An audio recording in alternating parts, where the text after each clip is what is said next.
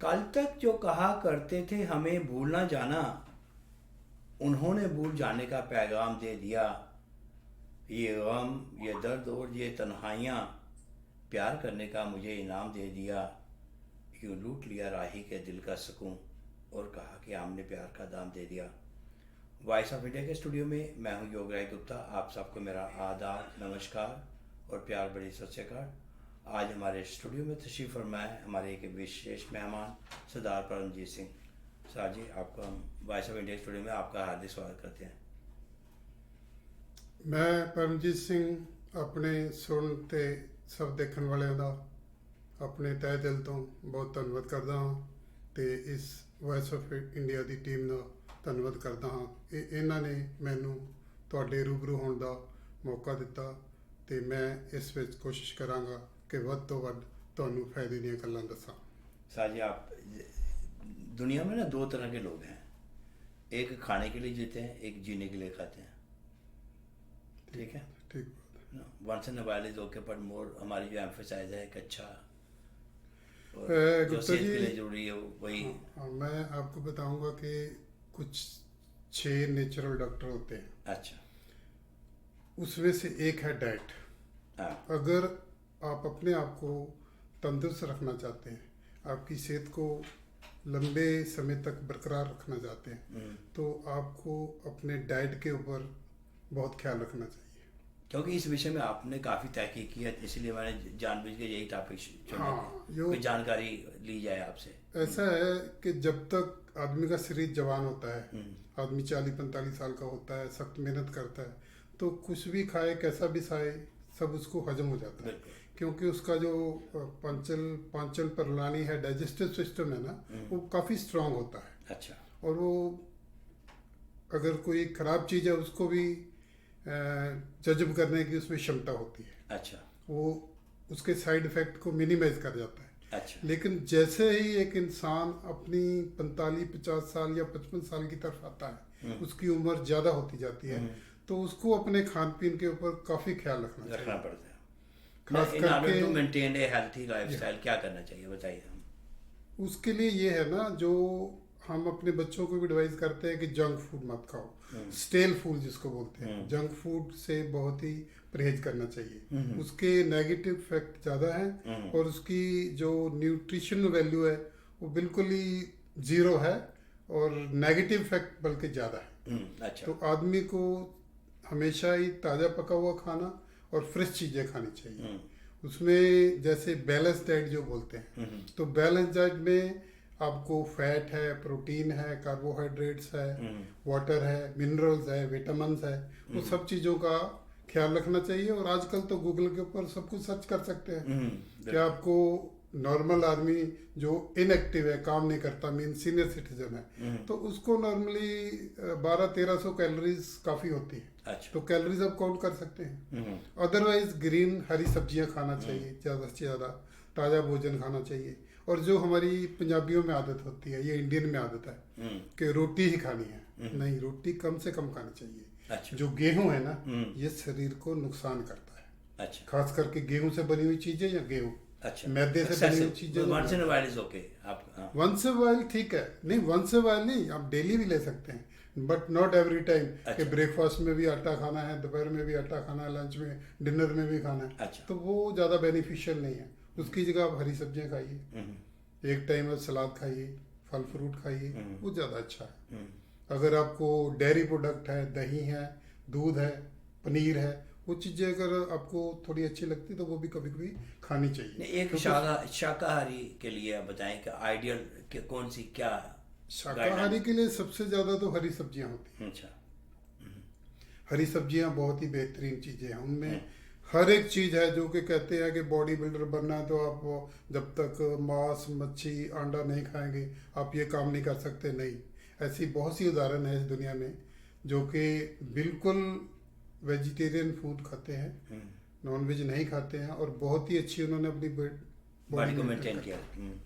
तो इनमें ये चीज़ों का ख्याल रखना चाहिए। डाइट एक वन ऑफ दिन ना, जैसे मैंने आपको कहा था कि 6 डॉक्टर है, तो उसमें डाइट एक चीज़ है, उसका ख्याल रखना चाहिए। और मैं ज़्यादा आपको एक बात बताऊं कि जैसे ही कोई इंसान खाना खाता है तो वो पानी पीता है साथ में। ये बहुत ही खराब बात है। पानी कभी भी खाने से बीच में या खाने के एकदम बाद नहीं पीना चाहिए। अच्छा, कितना वक्त खाना खाने से आधा घंटा पहले या 1 घंटा पहले आप 1 गिलास पी सकते हैं। अच्छा। खाने के बीच में बिल्कुल नहीं। अच्छा। और खाने के बाद भी पीना है तो कम से कम 45 मिनट का गैप देना है। अच्छा। इसका एक मेडिकल रीजन है। जैसे ही आप पहला निवाला अपने मुंह में डालते हैं खाने का, तो हमारे पेट में एक ओवन है जो जलना शुरू हो जाता है। अच्छा। उसको दूसरी बायोलॉजिकल लैंग्वेज में बोलते हैं एंजाइम जो है एक्टिव हो जाते हैं। अच्छा। वो खाने पे टूट पड़ते हैं। तो नहीं, वो जो भट्ठी है वो जलना शुरू हो जाती है। अच्छा। अगर हम बीच में पानी पिएंगे या उसी टाइम ठंडा पानी पिएंगे या नॉर्मल पानी भी पिएंगे तो वो अग्नि ज्वाला को, जिसको जठारनी बोलते हैं हिंदी लैंग्वेज में, वो मध्यम हो जाएगी। आपका खाना पचेगा नहीं, आपका खाना सड़ेगा। अच्छा। और जब खाना सड़ेगा तो वो बहुत ही हार्मफुल केमिकल प्रोड्यूस करेगा। अच्छा। जिससे आपको बीमारियां लगेगी। अच्छा। वो ऐसे टॉक्सिन क्रिएट करेगा जो आपकी सेहत के लिए नुकसानदेह, फायदेमंद नहीं है। इसीलिए कभी भी बोलते हैं खाने के बीच में पानी जहर है। यहाँ जब भी कहीं रेस्टोरेंट में जाते हो पहले ठंडा। और आप इसको प्रैक्टिकल करके देखिए कि आप खाना में पानी नहीं पिया खाने के बीच में, 35-40 मिनट के बाद अपने आप आपका शरीर पानी मांगेगा। अच्छा। और उस टाइम आप 1 गिलास, 1.5 गिलास, 2 गिलास जितना आपको जरूरत है पी सकते हैं। एक तो वो आदमी हमेशा हेल्दी रहेगा। एक बात और बताएं, पानी रूम टेम्परेचर का पीना चाहिए या ठंडा? पानी रूम टेम्परेचर का पीना चाहिए, ठंडा तो बिल्कुल नहीं पीना चाहिए। अच्छा। यहाँ तो रिवाज है कि हर चीज़ ठंडी पी जाती है, चिल्ड पी जाती है। लेकिन अगर सेहतमंद रहना है, और ख़ास करके जब अब सीनियर सिटीजन की स्टेज में आ जाते हैं, तो पानी हमेशा रूम टेम्परेचर से ज़्यादा, जिसको हम बोलते हैं कोसा गर्म, अच्छा। कोसा गर्म पानी ही पीना चाहिए। वो आपके लिए अच्छा रहता है। हमें पानी की मिकदार कितनी लेनी चाहिए? अब मेरी बात गुप्ता जी सुनिए कि जापान में सब आदमी, सब औरतें पतली और स्लिम और वेटलेस क्यों होती है?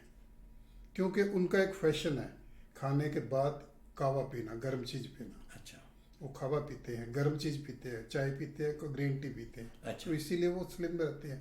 आपने देखा होगा जापानी कभी मोटे नहीं होते ज़्यादा, बहुत कम होते हैं। कोई किसी को बीमारी होगी तो अलग बात है, अदरवाइज नहीं है। तो खाना तो एक चीज़ हो गया। उसके बाद में जैसे मैंने आपको बोला था कि 6 डॉक्टर हैं जो आपके पास हैं, आप उसी पे कंट्रोल कर सकते हो। उसके बाद है आपकी एक्सरसाइज। नहीं, पानी की आप बताएं कि हमें कितनी मकदार लेनी चाहिए पानी, एवरेज एक दिन में कितना पानी पीना चाहिए? देखो, पानी मैं आपको बताता हूँ, एक से फार्मूला है। जैसे आपका वेट 75 किलो है, तो आपको 1 लीटर पानी 25 किलो वेट के पीछे 1 किलो पानी पीना चाहिए। 25 किलो के पीछे? अच्छा। अगर आपका 75 किलो है तो 3 लीटर पानी आपको थ्रू आउट द डे पीना चाहिए। अच्छा।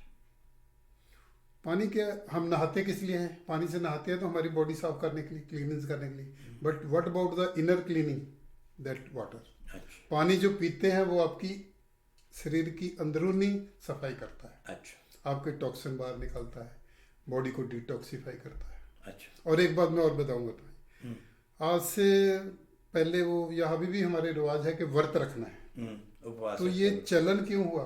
इसको अगर धार्मिक मुद्दा दे लें तो बात अलग है। आज संतोषी माँ का व्रत है, जिसका व्रत है, जिसका व्रत है, वो बात अलग है। वो एक बहाना बनाया हुआ है हमारे ऋषि मुनियों ने या हमारे जो थे कि आपने भूखा रहना है, कभी ना कभी भूखा रहना चाहिए भी। और वो आपकी उस टाइम आपकी जो मशीनरी है उसको रेस्ट देता है। अच्छा। अगर आपकी गाड़ी है उसको आप 12 महीने 23 दिन चलाते रहेंगे, कभी मेंटेनेंस नहीं करेंगे, कभी रेस्ट नहीं देंगे, तो उसकी हालत क्या होगी? आपके सामने ही है, सब जानते हैं। तो इसीलिए बॉडी को भी रेस्ट दिया जाता है व्रत के बहाने। अच्छा।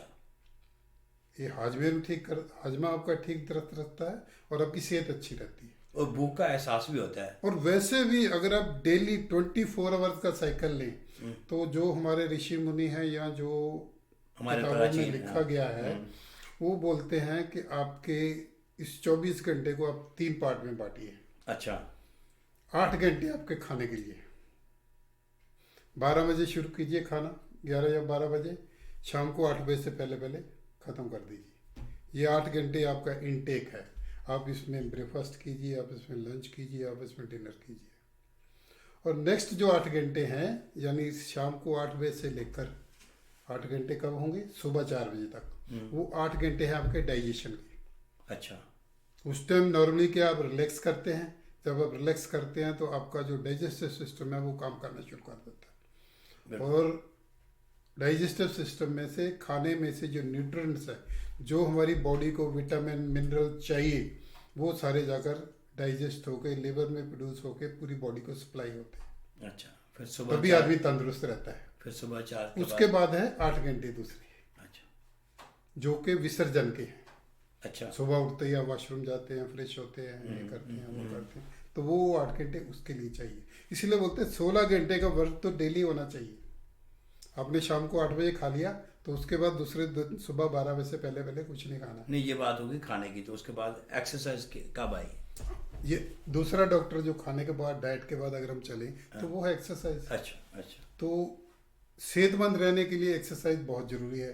ये तो कोई भी, इवन डॉक्टर भी जब आपको मेडिसिन देगा तो साथ में बोलेगा भैया थोड़ी सैर कर लेना, भैया थोड़ी एक्सरसाइज कर लेना, कुछ योगा कर लेना, कुछ व्यायाम कर लेना, तब आपको मेडिसिन भी असर करेगी। नहीं तो सीधी मेडिसिन या सीधा वो असर नहीं करती। बिल्कुल। तो एक्सरसाइज, शरीर की एक्टिविटी तो बहुत ही ज़रूरी है। ठीक है, आप स्पोर्ट्स पर्सन हैं, आप कोई गेम खेलते हैं, वेल डन, गुड, वो तो बहुत अच्छी बात है। लेकिन आप कामकाजी हैं, आप 8 घंटे 10 घंटे अपनी दुकान पे जाते हैं या कोई नौकरी करते हैं, तो तब तो आपको कोई टाइम निकालना पड़ेगा। आप जिम जाते हैं, ठीक है, नहीं है तो आप योगा करते हैं, तो हल्की फुल्की एक्सरसाइज जो शरीर इजाजत दे वही है ना, शरीर वॉकिंग करते हैं। लेकिन इनसे योगा जो है, मैं योगा को क्यों ज़्यादा प्रेस कर रहा हूँ, क्योंकि योगा एक बहुत ही हमारे ऋषि मुनियों का आजमाया हुआ ढंग है एक्सरसाइज करने का। आपके शरीर के चोट लग जाती है तो आप उसको मालिश करके ठीक कर लेते हो, लेकिन आपके अंदरूनी अंगों को चोट लगती है तो उसको आप कैसे मालिश करोगे? वो है योगा। योगा के बारे में योगा, आप तो काफी आपको योगा ही एक चीज है जो कि आपके शरीर के अंदरूनी अंगों को भी ठीक रखती है। अच्छा। चाहे वो दिल है, चाहे वो दिमाग है, चाहे वो फेफड़े हैं, चाहे वो लिवर है, चाहे वो किडनीज है, उनको ठीक रखने के लिए ये उसके अलग अलग आसन है। अच्छा। अगर कोई बीमारी का क्योर है, ट्रीटमेंट है, तो एक पार्टिकुलर आसन करवाया जाता है। अच्छा। तो वो आसन करने से, कंटिन्यूस करने से, रेगुलर करने से आपकी वो बीमारी दूर होती है। तो वो दूर इसीलिए होती है क्योंकि हमारा शरीर खुद एक डॉक्टर है। जब खाने में आपको बताया था कि 8 घंटे आप रेस्ट करते हैं, तो खाना जो आपने खाया है उसको पाचन क्रिया कंप्लीट होने के लिए उसको 5 से 6 घंटे लग जाते हैं। अच्छा। उसके बाद में आपके शरीर को एक 5-6 घंटे चाहिए जो कि आपकी इंटरनल रिपेयरिंग करता है। अच्छा। आप शाम को थक के सोते हो, लेकिन सुबह उठते हो तब तरोताज़ा कैसे हो जाते हो? आपने कभी सोचा है? इसीलिए उस टाइम आपका इंटरनल डॉक्टर काम करता है।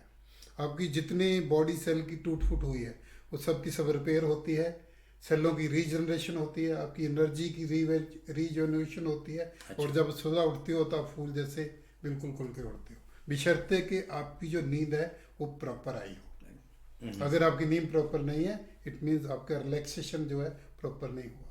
अच्छा। और सुबह आप फ्रेश नहीं उठे, आपका सिर दर्द करेगा, पेट दर्द करेगा, कुछ दर्द करेगा, क्योंकि आपने प्रॉपर नींद नहीं ली। अच्छा। आपके खाने में, एक्सरसाइज करने में, आपका लाइफस्टाइल है जो उसमें कुछ ना कुछ कमी जरूर है। तो इस चीज़ों का ख्याल तो रखना बहुत जरूरी है। अच्छा।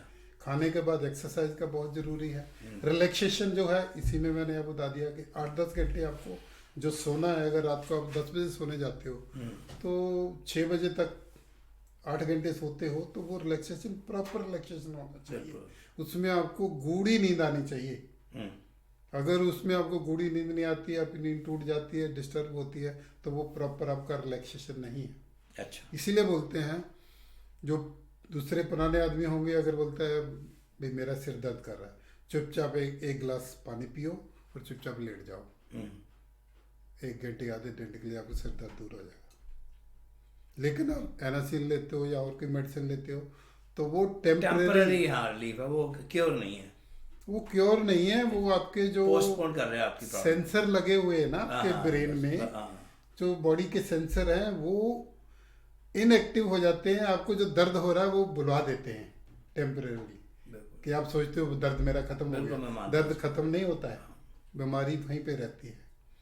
Doctor give you pills to hold your ills.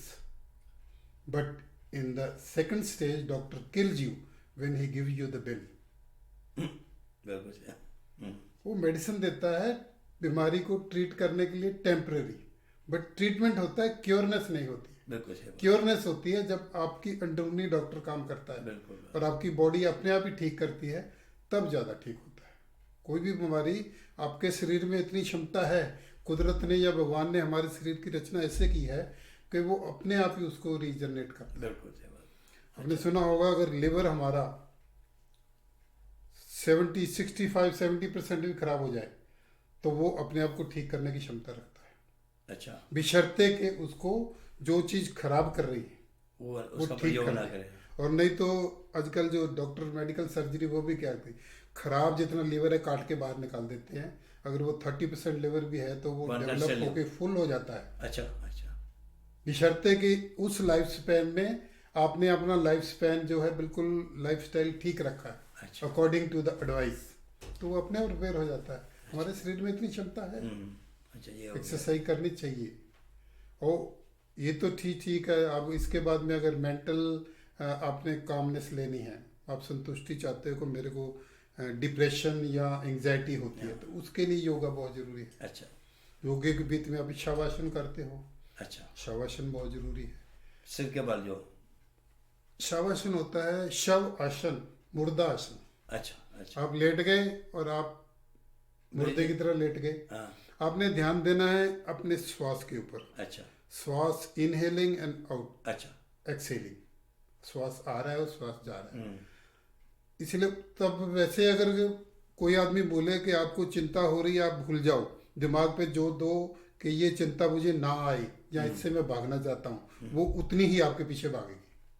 अच्छा। तो इसके लिए योगा में यही एक चीज़ है कि जब आप प्राणायाम करेंगे उसमें आप इनहेलिंग के ऊपर, श्वास प्रणाली के ऊपर ध्यान देंगे। अच्छा। तो आपका जो ध्यान है वो श्वास के ऊपर चला जाएगा, तब आपको वो चिंता हाँ, ऑटोमेटिकली दूर सही चली बात जाएगी। है, समझ गया। अगर हम चाहेंगे वो चिंता दूर हो जाए तो वो दूर नहीं होगी, लेकिन जब आप प्राणायाम करेंगे, योगा करेंगे, तो Attention आपका आपके ध्यान हाँ। श्वास के ऊपर होगा। श्वास अंदर जा रहा है, श्वास बाहर आ रहा है। अच्छा, ये होगी श्वास के बाद।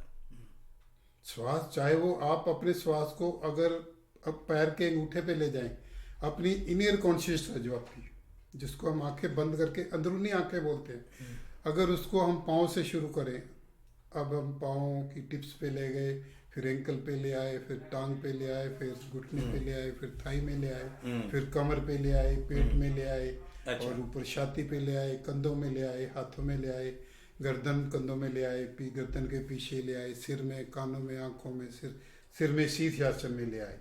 तो आपका ध्यान जैसे ही ट्रेवल करता है वैसे ही आपका हार्ट ट्रेवल करता है। हाँ, सही तो बात। आपकी जो एंग्जाइटी है वो आपकी छू मंतर हो जाएगी, क्योंकि आपका ध्यान कहाँ बिल्कुल है? समझ आया। आपका ध्यान आपके सांस पे है। एक बात और बताएं कि how to relieve the stress related symptom, जो इंसान के अंदर स्ट्रेस होती है उसको रिलीव कैसे करें? What's the best? यही जो आज है, का। यही है उसका मंत्र। अच्छा। मूल मंत्र यही है। आपने बोला होगा जो हम मंदिर जाते हैं, गुरुद्वारा, वो जो बोलते हैं नाम जपो, नाम जपो, नाम जपो। अगर नाम जपते हैं आप और नाम में ध्यान लगता है पूरा, आप चाहे गुरु ग्रंथ साहब का पाठ करते हो, चाहे आप ओम ओम की जाप करते हो, कोई भी आप किसी भी धर्म के अंदर आप अगर आप जाप करना शुरू कर देते हो और वो सिंसियरली आप करते हो, यानी आपका दिमाग उसके साथ जुड़ जाता है, तो आपकी चिंता शिव मंत्र बिल्कुल उसी टाइम होती है, समझ आ गया। और वो दोबारा भी कम आती है। लेकिन इसको अगर प्रयास को आप बारी बारी करते रहेंगे तो वो ठीक रहेगा। उसी तरह योगा है। अच्छा। आपने सुना होगा ये योगा जो है ना, योगा जब 5वीं और 6ठी स्टेज में आता है, समाधि लगती है। आज से हमने तो पिक्चरें आपने भी देखी, हमने भी देखी है कि एक साधु महात्मा गए जंगल में और उन्होंने वहाँ पे भगवान की पूजा शुरू कर दी। उनके ऊपर मट्टी पड़ी, उनके ऊपर बरसात पड़ी, उनके ऊपर इतने पत्ते लीन है आए, उनको और वो अंदर लीन इतने हो गए, उनको ना भूख लगी ना प्यास लगी, और वो सालों साल तक बैठे ओम ओम कर रहे हैं। अंदर से ओम की या राम की या वाहेगुरु की आवाज आ रही है और वो जिंदा है। आजकल आप सोच सकते हैं कि आदमी बिना खाने खाए पिए इतनी देर तक जिंदा रह सके। ये योगा की एक अवस्था है, इसीलिए इसको बोलते हैं योगा को अष्टांग योगा। इसके 8 अंग है। जो आदमी 6ठे या 7वें तक पहुंच गया वो बहुत फिर आगे। उसकी जबान पे सरस्वती जैसे वास करती है, वो अवस्था आ जाती है। उनको समाधि लगाना आ जाता है, उनको भूख प्यास सर्दी गर्मी कोई भी असर नहीं करती है। बिल्कुल और ये चीज़ें हमारे प्राचीन युग में हो चुकी हैं, बिल्कुल। लेकिन हम यकीन करने को तैयार नहीं। अभी हमने यहाँ पे हम जैसे बुजुर्ग बैठते हैं एडसम पार्क में, तो वहाँ किसी ने बताया जी एक अभी पंजाब में एक लेडी है करीब 54-55 ईयर्स की, और जो गुरु ग्रंथ साहब का अखंड पाठ होता है, ये करीब जो बहुत बड़ी बुक है, आपने देखा होगा 1430 पन्नों की, और इसको करने के लिए 48 आवर्स लगते हैं, और टर्न बाय टर्न जो इनके जो सेवादार हैं वो चेंज होते हैं, पाठ करने वाले हर 2 घंटे के बाद चेंज होते हैं। लेकिन वो लेडी है जो कि एक बार चौकड़ी मार के बैठती है और 48 आवर्स पूरा बुक पढ़ के फिर उठती है। अच्छा तो कई आदमी मानने के लिए तैयार नहीं, अच्छा। लेकिन ये प्रैक्टिकल है। उसने एक बार नहीं, ऐसा 12-13 बार किया है। बड़ी स्ट्रांग विल पावर। ना उसको बाथरूम जाने की इच्छा होती, ना उसको प्यास लगती, ना उसको भूख लगती ये है। और कृपा सबसे है। बड़ी बात गुप्ता जी मैं आपको बताऊं कि वो एक ही चौकड़ी में बैठती है। जब चौकड़ा मार के क्रॉस लेग में बैठ जाती है, चौकड़ी मार के, वो हिलती भी नहीं। ये रूहानी पावर है फिर उसके अंदर, फिर सही तो बात। ये हाँ ये अपने आप आती है। ये अगर आपने सुना होगा, यहाँ पे विनिपेग में ट्रस्ट भी है भाई कान सिंह नाभा का, ना बा। ये उनके पिताजी ने किया था, अच्छा। और उनकी उस टाइम के राजा के साथ शर्त लगी थी। वो बोला अगर आप ये कर दोगे तो मैं आपको पाँव चूमूंगा आपके। और अच्छा। उन्होंने एक शर्त लगाई थी कि मैं करूंगा, अच्छा लेकिन मुझे वो बंदा चाहिए जो मेरे सामने बैठकर 48 घंटे बैठकर सुन भी सके। अच्छा। तो उन्होंने किया था और उन्होंने सुना था, और बाद में उसी राजा ने उसके पैर भी चूमे थे। ये हिस्ट्री में दर्द है। आजकल की किताबों में भाई कान सिंह नाभा की तो बुक्स बड़े- में दर्ज है भाई ये। कान सिंह नाभा तो बड़े विद्वान थे, वे कितनी यहाँ पे किताबों वो के हैं। डॉक्टर महेंद्र सिंह ढेला जो बिल्कुल, है हाँ, वो वो चलाते तो- हैं, हाँ। उनके हेड है। तो ये कहानी में लिखा हुआ है, ये प्रूव्ड है। उनकी लाइब्रेरी ऐसी है बात बहुत नहीं। बढ़िया यूनिवर्सिटी में। अच्छा, और क्या आप बता रहे थे? वो तो 4 हो गए, आप 6 गिन के बता रहे थे। हाँ जी, उसके बाद में देखो जैसे एक धूप है। अच्छा। चलो बदकिस्मती से हम ऐसे प्रदेश में हैं, या किस्मती से कहो कि यहाँ धूप कम मिलती है, यहाँ धूप पूरी नहीं ले सकती। विटामिन डी है, विटामिन डी की कमी इसीलिए ज़्यादा इन देश में होती है। अच्छा। क्यों धूप जो है वो लेनी चाहिए, जिससे विटामिन डी मिलती है, शीशे के अंदर से भी जिससे आती है हड्डियाँ धूप वैसे मजबूत विंटर होती में। हैं। हाँ, वो भी है, तो ये उसी में आती है।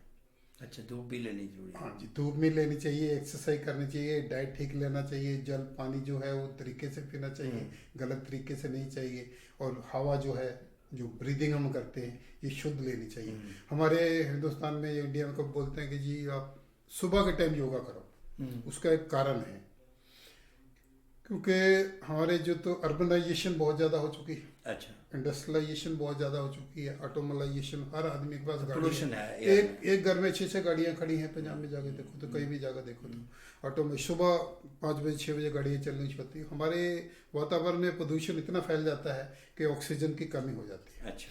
तो इसीलिए बोलते हैं कि सुबह करो, कि जो सुबह 4 बजे से 8 बजे का टाइम है, उस टाइम ऑलमोस्ट सारी इंडस्ट्री, सारे ऑटोमोबाइल्स वो बंद होते हैं, और जो ऑक्सीजन की मात्रा है वो ज़्यादा है हवा में। ज़्यादा होती है।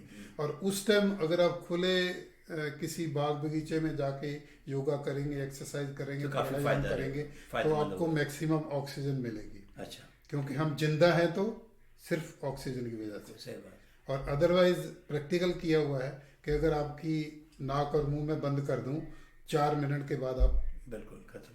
अब वो नहीं रहेंगे जो थे, आप कन्वर्ट हो जाएंगे डेड बॉडी में। तो ये हर एक इंसान के साथ है, 4 मिनट मैक्सिमम है। कई आदमी तो 1.5-2 मिनट में मर जाते हैं। सही बात है। तो हवा ही है जो इतनी जरूरी है। बिल्कुल, बिल्कुल। लेकिन हवा की मात्रा में अगर हमें ऑक्सीजन शुद्ध मिले, बॉडी को एनर्जी उसी की मिलती है। जो हमारे ब्लड के आरबीसी है वो ऑक्सीजन कैरियर है। बिल्कुल। वो ऑक्सीजन हम सांस लेते हैं, गैसेस का ट्रांसफर होता है लंग्स के बीच में, और वो oxygen gas to the different part of the body carried होती है। अच्छा। और वहाँ से जो कार्बन डाइऑक्साइड के रूप में वापस आती है, वो हम सांस छोड़ते हैं। तो ये हमारी दोस्त, ये नेचुरल डॉक्टर है। अगर इसी का आदमी ख्याल रखा जाए तो ये जो सफ़ेद पहने कोट है, सफ़ेद कोट पहनकर जो डॉक्टर घूमते हैं, इससे आप दूर रहो। और गुप्ता जी मैं आपको बताऊं कि जो अगर आदमी हमारे वैसे भी पंजाब में कहते हैं जिम्मेदार में कि अगर काले कोट वाले और सफ़ेद कोट वालों से बच जाए, सफ़ेद कोट वाले काले कोट वाले वकील, अच्छा अगर आप लड़ाई झगड़ा करके मुकदमेबाजी में चले गए अच्छा। तो आपका पैसा गया, सारी उम्र गई। और अगर बीमारी से आप सफ़ेद कोट वालों के पल्ले पड़ गए तो आपकी सेहत भी गई और आपका पैसा भी गया। तो आदमी कमाता रहेगा 40 साल, बहुत पैसा जमा करता रहेगा, बाद में बीमारी चमड़ेगी, वही पैसा डॉक्टर ले जाएंगे, आप फिर खाली के खाली, तो आपकी मेहनत बेकार गई। तो तंदुरुस्त रहने के लिए ये जो चीज़ों का ध्यान रखना तो बहुत ज़रूरी है। और अगर आप ध्यान रखोगे तो आप तंदुरुस्त रहोगे, तो दवाइयों से दूर रहोगे तो तंदुरुस्त रहोगे। तो मेरी तो यही इच्छा है, मैं मैपल कम्युनिटी सेंटर में अपने जितने भी मेरे भाई हैं, सीनियर सिटीजन हैं, मैं कोशिश करता हूँ कि आप खेलो, एक्सरसाइज करो, सैर करो, हंसो, और इन चीज़ों में मौजूद रहोगे तो आपकी सेहत जो अच्छी रहेगी। और मैंने अभी मैपल 1-2 साल से मैं अपने मेंबर से कशमकश करके अभी मैंने पिकल बॉल चालू करवाई है। अच्छा। पहले हमें खेलने जाना पड़ता था गार्डन सिटी या और कहीं, फिर हमने मैपल कम्युनिटी सेंटर में चालू करवा दी धीरे धीरे। और उसके बाद में मैंने 2 महीने पहले क्लब भी बनवाया, उसका नाम दिया मैंने मैपल पीपल बॉल क्लब, उसका चेयरमैन मैं ही हूँ। अच्छा। अभी तक सितंबर में हमने एक टूर्नामेंट करवाया, फ्रेंडशिप टूर्नामेंट, उसमें करीब 38 पीपल्स थे, 14-15 लेडीज़ थी और बाकी जेंट्स थे, और थे सारे नियर अबाउट सीनियर सिटीजन, नहीं तो अबाउट 50।